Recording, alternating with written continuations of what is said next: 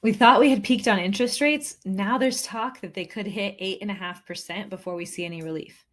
Some economists are saying home prices could decline 2% over the next year. Inflation is nowhere near under control. So, what gives? What do we do? Listen, we can't make decisions based on fear right now, even though there is plenty of it to go around. And when I say we, I don't mean just you and me, I mean our clients too. They're reading headlines that say that home prices have had their largest decline in over a decade. But if you read the article, which no one does, they usually stop at the headline, that decline was 0.77%. So that massive decline referenced in the headline was less than 1%. We saw home prices go up over 20% over the last few years. So is a 1% decline really cause for panic? No, but it makes a great headline.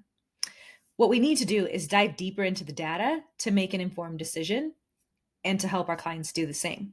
So let's break this whole economic situation down into three important parts, the ones that pertain to real estate. So, a recession. Economists are now predicting the odds of a recession at 63%. Some of us would say we're already in one.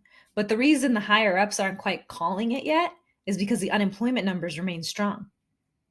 But we could see those numbers start to turn around and change in the second and third quarters of 2023. The thing is, with the Fed aggressively hiking rates the way they are, something's going to have to give. And one of those somethings is likely going to be the unemployment numbers.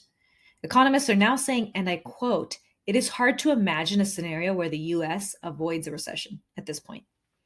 Average prediction on the length of that recession? 8 months. Part 2, inflation. The point of all these rate hikes has been to combat inflation. Why do we have inflation? Because the Fed left the Fed funds rate at zero for way too long. It actually probably never needed to be at zero. But if you look back at the Fed minutes, even from last year, when they were still holding it down, they said that inflation was nothing to be worried about. It was still transitory. Now we know that they may have to hike their rate all the way up to 4.5% just to get a grip on the situation.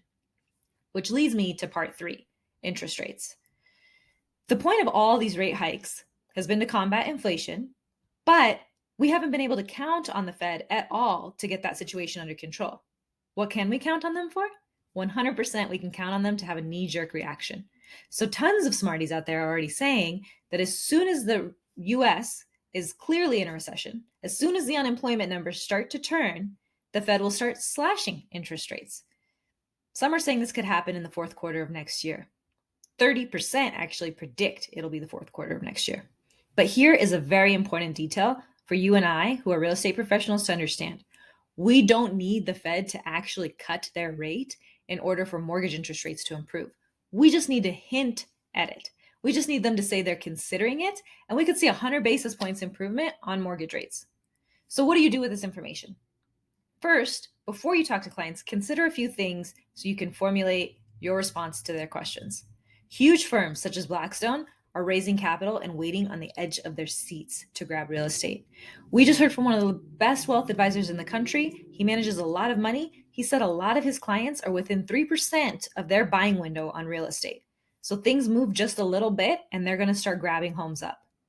We also know that just demographically, there will be demand for homes for the next few years. Millennials are in that sweet spot where they're going to be buying homes. Then we also know that we've been underbuilding for 14 years.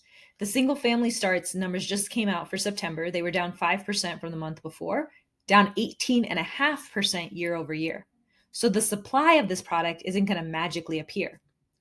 Here's the thing, guys, and I need you to understand this very clearly. Rates improve just a little bit, and we are back in a very ugly supply and demand situation, meaning a re-acceleration of prices. This is information your clients need right now in order to make smart financial decisions regarding their real estate and their housing.